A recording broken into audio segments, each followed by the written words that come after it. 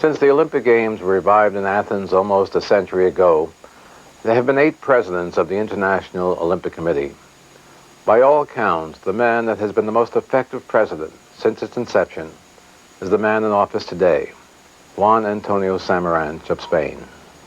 Samarach has traveled to 170 countries around the world and has logged more than 3 million air miles.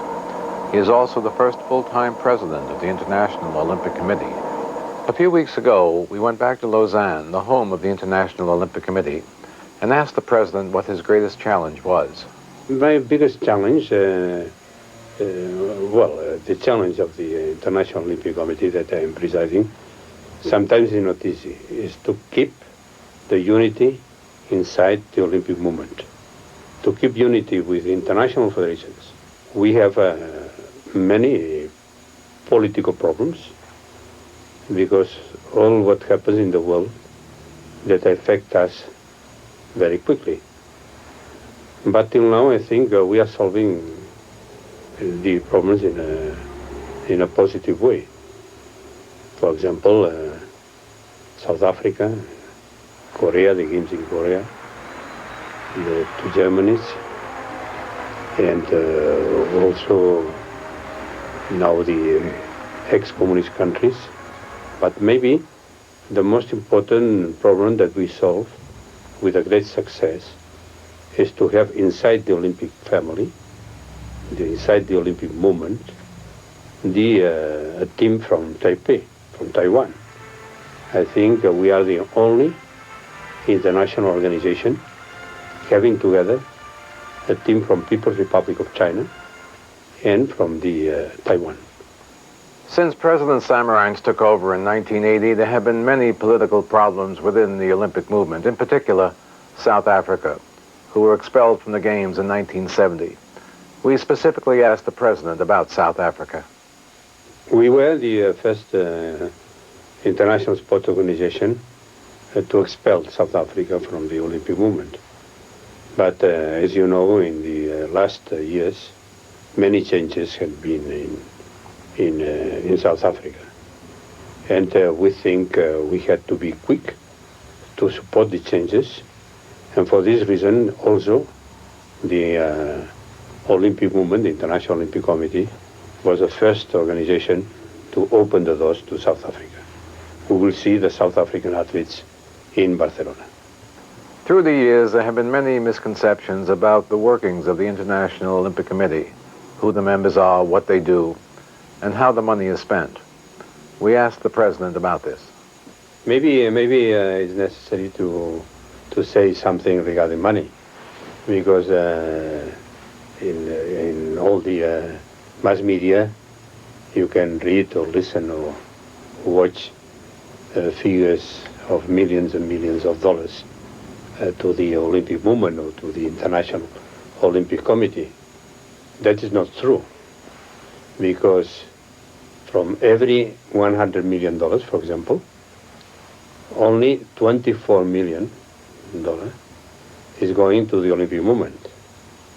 The other money is going to the organizing committee of the Games. And of this $24 million, only 8 is for the International Olympic Committee, 1/3.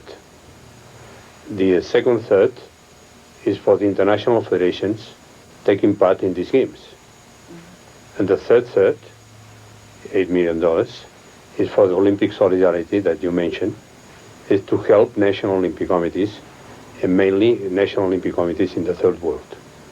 When President Samarach took over his office in 1980, the Soviet Union was a single nation. There were 2 Germanys. South Africa was expelled from the Olympic movement.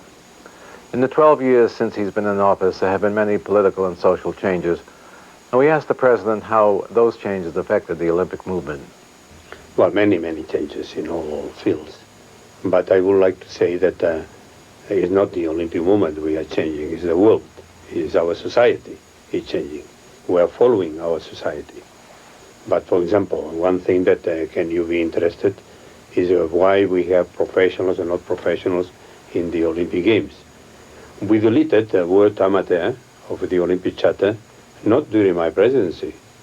It was the former President Lord Killarney, who deleted in, I think it was in 1976 or 75.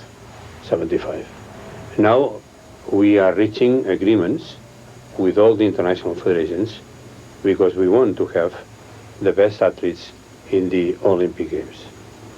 Many people in the United States are shocked now that the professional basketball players will play in the Olympic Games.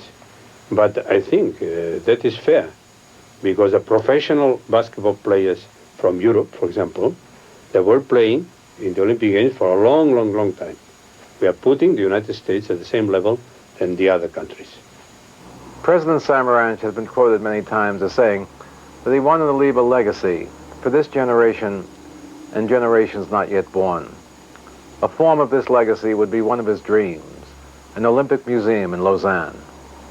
That was not my dream only. It was a dream of Pierre de Coubertin, was our founder, and thanks to the generosity of many companies around the world, they gave $1 million each company to the museum. I think we will present to the world a wonderful museum next year. This Olympic Museum is really something that we need to show to the world what is the Olympic movement, this movement that we are quite centenary, because in 2 years will be the Centennial Olympic Congress in Paris, and to show what is the history of the Olympic movement, that during 100 years we were struggling for peace, friendship, and solidarity. Perhaps the greatest curse in athletics over the past decade, in particular the Olympic movement, has been the use of drugs and steroids for the enhancement of athletic performance. We asked the President what the International Olympic Committee was doing about this. Our organization was the first to fight against doping since 1968, since the Games in Mexico. And we were for many years alone, completely alone. We fought against doping every 4 years during the Games. But in 1988, as you know, in the Games in Seoul, we suspended the most famous athlete in this moment. And many people thought really that's a very sad day for the Olympic movement. It was not the case. I think it was a very important day for the future of the Olympic movement and future of sport. We suspended the most important athletes. We treated him like another one. But from this moment on, we are not alone. National Olympic committees, international federations, and also many governments, now they are fighting against doping. And I am sure that we will win this battle. There is little question that President Samarach has been the most innovative and successful president since the Games began in 1896, almost a century ago. We asked the President how he'd like to be remembered. That I have been a man who gave many years of my life to the Olympic movement, and maybe of a great coordinator.